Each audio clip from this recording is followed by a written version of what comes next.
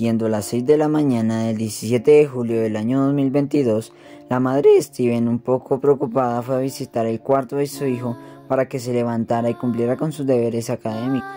Ella, después de abrir la puerta, se dio cuenta de que su hijo no estaba en la habitación. Empezó a llamar a sus vecinos, llamó a su hermana y empezó a preguntarles a todos dónde estaría su hijo, puesto que él acostumbraba a levantarse a las 5:40 de la mañana, tomarse una ducha, embolar sus zapatos y luego dirigirse a su colegio, que quedaba aproximadamente a unos 3 kilómetros de la casa. Pero aquel día era diferente. Aquel día había pasado algo mal. Él contaba con su transporte, una motocicleta, en la cual se movilizaba para el colegio todos los días. Steven era un muchacho muy tranquilo y tenía muchísimos amigos. Le gustaba mucho a Steven las series de animes, especialmente One Piece, una serie de más de 1000 capítulos a los cuales dedicaba noches enteras, fines de semana, festivos y otros momentos como vacaciones.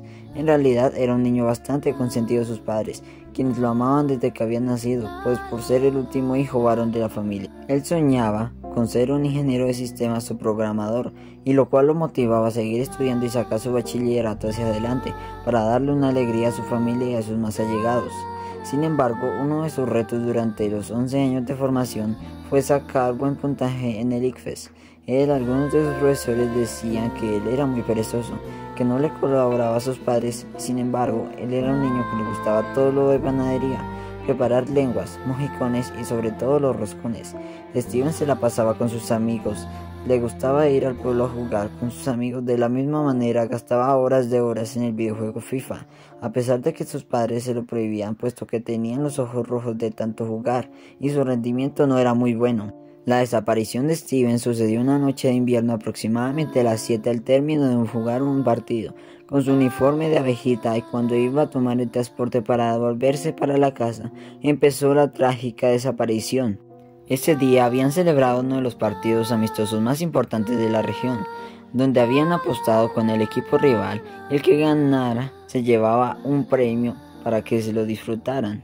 A los rivales no estaban contentos, con lo cual la Fiscalía General de la Nación sospechaba en un principio que probablemente algunos de sus rivales en el juego de fútbol habían sido los posibles causantes de esta desaparición, pues consideraban que 100,000 pesos era mucho dinero, que lo habían recolectado con mucho esfuerzo, pero posteriormente las pruebas demostraron que aunque ellos no habían tenido nada que ver con la desaparición de Steven, aquella noche, un tanto fría por debajo de los 15 grados centígrados, había subido a la esquina norte del parque principal, donde había dejado la moto de acostumbrado a dejar, puesto que quedaba cerca de la oficina de la Policía Nacional. Él pensaba que tal vez esta presencia de autoridades cuidaría su moto de cualquier robo.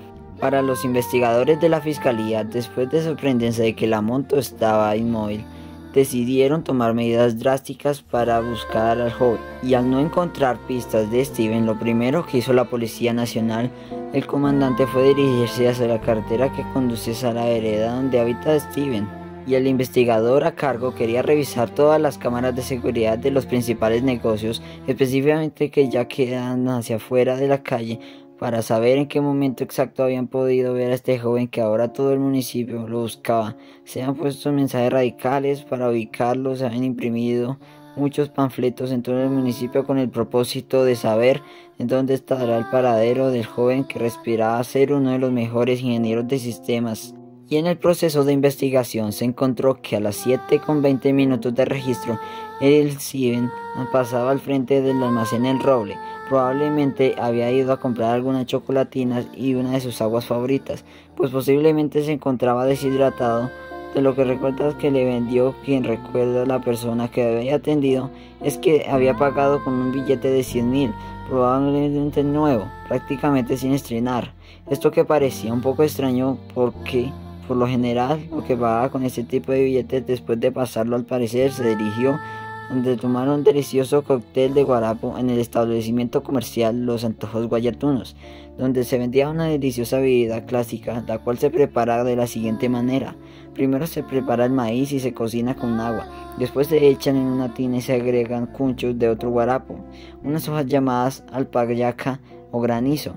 Se le agregan la conocida miel de caña de azúcar con agua y se deja fermentar por unas 5 horas. Queda listo para beber. Esa bebida había estado en la dieta de Steven desde muy pequeño, por lo tanto para los investigadores no era extraño que Steven hubiera estado tomando. Sin embargo, un vecino que había estado muchas horas por la vía aquí en el sector habían preguntado para manifestarle sobre la ausencia de este joven, y lo cual él respondió que pues no lo había visto y no tenía ningún conocimiento de su paradero.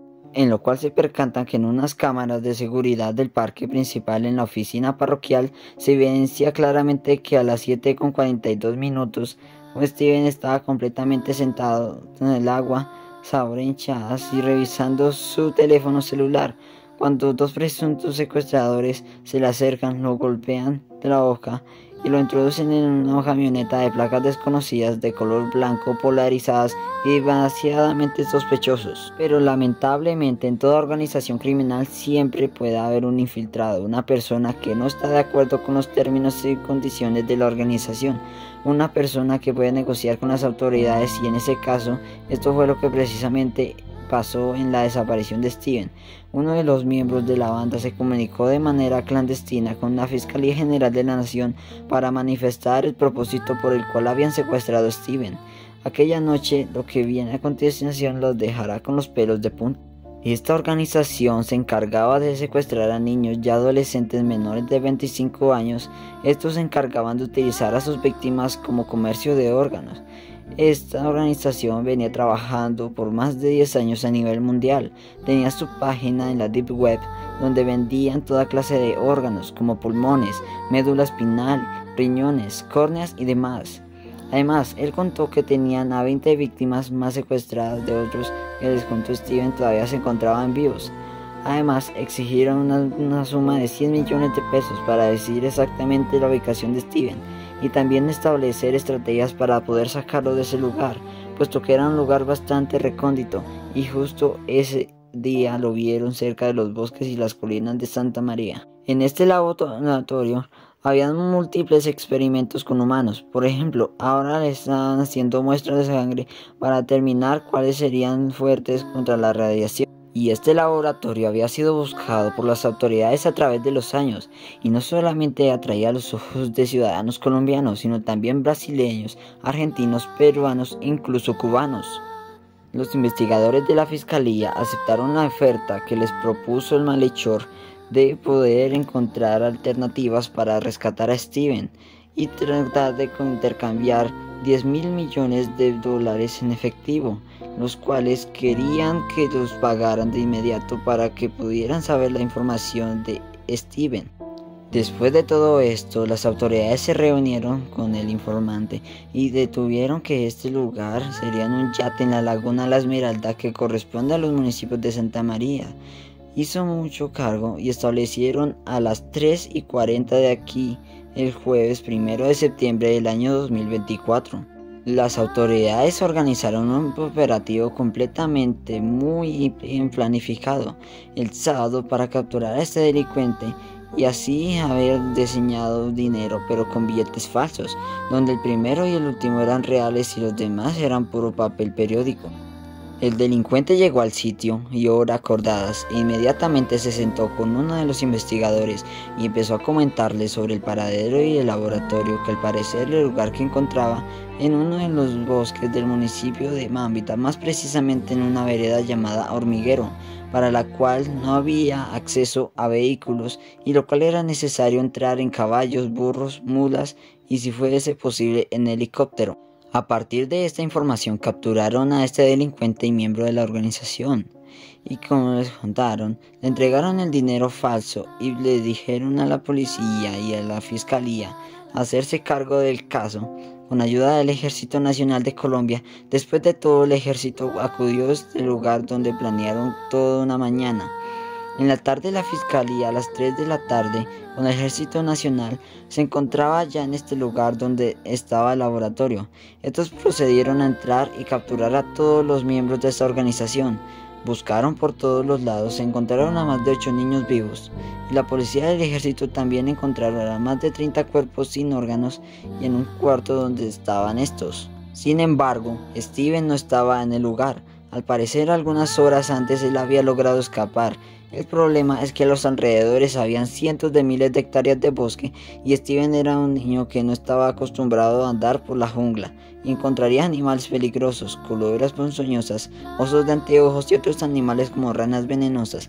Por lo tanto, la preocupación de la fiscalía y de los investigadores era de manera inmediata para poder generar un rastreo en más de 10.000 hectáreas de bosque, las cuales no tenían salida y eran muchos laberintos plagados de árboles que reunían varios municipios, no solamente de Gachalá, sino también Cachetá, Mambita, Santa María y San Luis.